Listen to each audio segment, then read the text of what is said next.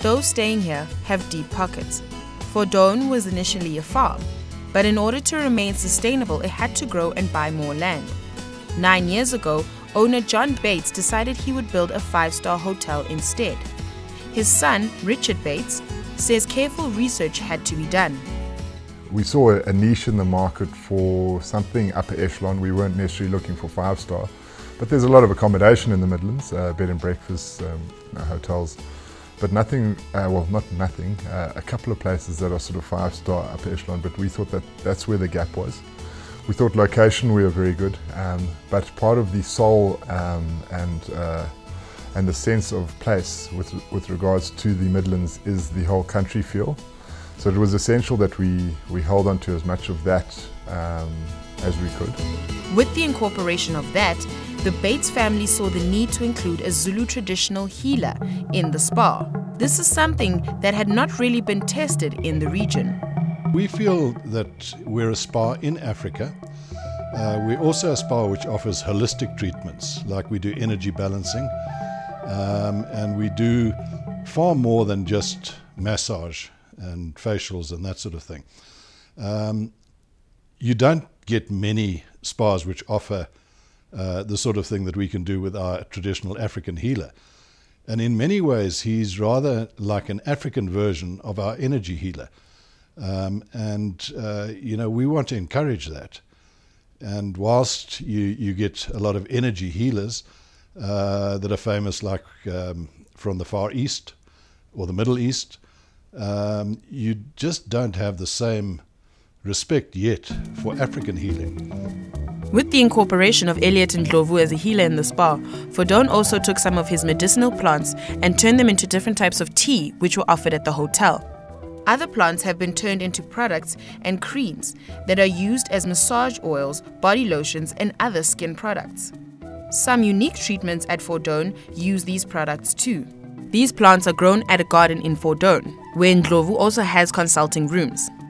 The plants that we grow here, they make cosmetic product, body butter, shower gel, massage oils. We've got 2 different kinds of massage oils. One from the Leonatis, one from the Artemisa. They use it there at the spa. And we've got some body scrub also coming from African potato. We've got, different products there, which they're using at the spa. Owner Richard Bates says most South Africans who frequent the spa are skeptics of products made from African plants used by NDLOVU. But the products, called NDLOVU Dacha, are growing in popularity nonetheless, especially with their international clients. We've got quite a few clients that will phone through and then we'll actually need to post products to them, which shows that it is quite a popular brand. It's nowhere else but here, but we are willing to do postage and send it out to them. FORDOUN feels its African theme, whether in rooms or the spa, is essential in order to properly incorporate the KwaZulu-Natal Midlands, its cultures and its people to the work done here. This is also important to the development of the indigenous methods of the people in this area. Those methods had to be current and not offer primitive Africa, which doesn't exist here anymore. It was very important that we weren't kish, and you know, we didn't want a whole lot of people running around with sort of lion cloth and assegais and shields and all the rest, and trying to do what is Africa, you know, 100 years ago. You know, I think for us, the best way for us to do it was through the earth and through indigenous plants, which we know now, and at the time we had a good idea, have healing abilities, and the plants themselves have been used for generations now. For skeptics, NDLOVU Dacha products aren't the only ones on offer here. There are other treatments which use other products. We offer a variety of treatments. We've got our own signature treatments. A lot of them do use NDLOVU product, which is our main aim. But we've got massages, facials, waxing, manicures, pedicures, the whole works, as well as water treatments. The need for such a 5-star hotel and spa in the area was seen, with FORDOUN managing to break even in just 6 months. The loan to build a hotel could then be repaid in only 4 years. The Bates family says this was a huge surprise to them, as they were new in the hospitality industry. But they say it's their service that's proven to be the best marketing tool. There was word of mouth that got out and about, and we just picked up business. You know, we went from like 20% to 30% to 40%, and after that first 6 months we were closer to 70%, and we've always stayed around about between 65 and 85% occupancy. Our best marketers would be the people that came and stayed with us, and we found that we've been very well supported by the domestic South Africans, especially KwaZulu-Natal, people from KZN, and they do say that when you market from the inside out. The fact that there is an African traditional healer, Nguni and Sotho-themed rooms have helped too. The Drakensberg Mountains in the distance offer a spectacular view for those who want to get away from the busy city lives. I think the fact that we've got an African side has certainly helped us from a marketing point of view, and the fact that the African side is real and it works is very important as well. So we've been able to create a little bit of a unique reputation. FORDOUN continues to grow. The hotel plans to offer a 5-star farm experience for families from the city. Just next door to where the current hotel is, there will be houses converted to a farmyard, which can be visited by families who want to show their children where the meat and dairy that ends up on their tables comes from, but has no plans to grow beyond that. We've got 3 different tiers of rooms. The original rooms were built out of the old farmyard and converted, and some of the rooms date back to buildings that were built in the 1850s by the original settler, who was a guy called William Taylor. And they were put together with mud and lime and sand and stone. So we had to take it all apart and put it back together with insulation. And those rooms are either luxury rooms, which are our lowest tier, or deluxe rooms. And so we had 2 different tiers beforehand. We've tried to make those rooms extremely comfortable, of course, and they're all different. They all have a different personality. They all have a different theme. We try and have a theme that links to the area as much as possible, or to a story from the area. Our motivation is not to become huge. We feel that it would be a threat to our business. It might work, but we probably won't be living here anymore. We might be living in Joburg or Durban and have an office there and marketing from there.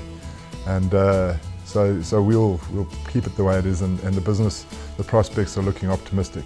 They feel their methods have worked so far and will result in further growth for them.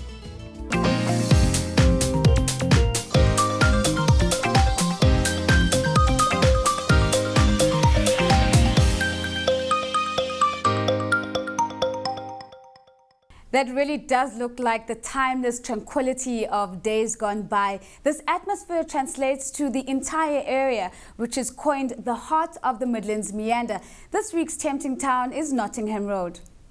At Nottingham Road Breweries, we found Chief Brewer THOKOZANI SITHOLE doing everything by hand.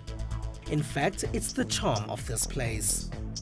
Unlike big breweries, which are chasing a massive turnover, craft brewers focus a lot on making sure there is the right amount of each ingredient, as their beer doesn't have a long shelf life. Our beer got no preservatives. It is like putting the food in a glass. It is not pressurized. It also got a shelf life of 6 to 8 weeks. Nottingham Road Breweries was founded in the area in 1996. Owner Peter Dean says he saw a gap in the market because big players were not willing to work with a small hotel.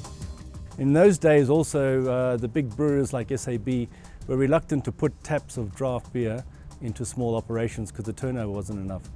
So we decided, well, let's start our own craft brewery.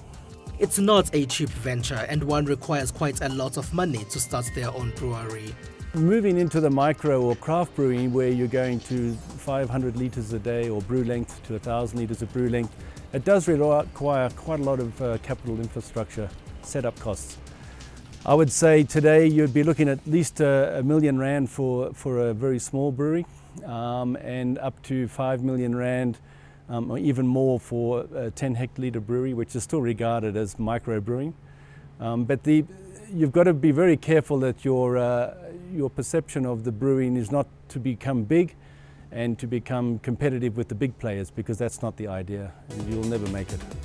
Dean says people should be careful not to think they can immediately compete with big players in the market. In real terms, the beer industry is quite competitive. The big brewers have had 50 years start on us. So if you haven't got a market like we have with our hotel and the beer fossil down the road and a few local outlets, and you have to compete price on price with SAB or the bigger brewers, you find that you will not make it, because it costs us a lot more money to make beer than it does for them. As long as you come up with the mindset that you are a craft brewer and you're going to provide beer for a local community, and your distribution is 60 to 100 kilometers away, keep it small, keep it compact. You don't have a big staff turnover. The bigger you get, the bigger the trucks you need, your costs just go through the roof. So I would say our competition is really no one really against brewery, because we're not really out against breweries. Other craft breweries that have popped up all over the place, they just make the whole craft beer industry more exciting. That's why careful attention needs to be paid to every part of the brewing process. From the amount of ingredients poured in to the temperature that ensures the next step of the brewing process can go ahead. All this is important to determine the right kind of beer that comes out. I've got 4 types of beer. The first beer is a light lager. You can call it as a tilted tot. It's 3% in alcohol volume. I've got a pale ale. The other name is a whistling whistle. It's 4.5 in alcohol volume. I've got a pilsner. The other name is a pear-eyed possum. It's 4.6. Then I've got a porter. The porter, another name is a Pittle Pig. It's 5.5%. Once all that is done, it will take these beers 2 weeks to sit in here, a wait that can be frustrating, but has to happen for the consumer to get quality products. But I would say our biggest supporter are tourists and people that are, who like beer, who just don't want to drink the same beer every day. Passion and not big profits are clearly Dean's drive. The same passion that drives Dean, it seems, is what he looks for when he employs people. At least it was the case when he found THOKOZANI SITHOLE, who is now his chief brewer. When he came here, we saw him with a passion to brew beer. We were between brewers at that stage, so we took him under our wing and we showed him the basic principles on brewing. He went out and learned a whole lot more himself, and he's done a really good job. He has come a long way. And I think, beer is about a passion. It's not just about making money. It's about growing, cultivating, and I think that's what you look for in somebody. It seems to be a team that works well together in producing a near-perfect brew.